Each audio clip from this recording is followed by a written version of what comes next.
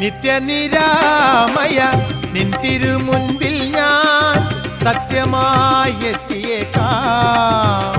പള്ളി കെട്ടുമായെത്തിയേക്കാം. നിത്യനിരാമയ നിൻ തിരുമുൻപിൽ ഞാൻ സത്യമായെത്തിയേക്കാം, പള്ളി കെട്ടുമായെത്തിയേക്കാം.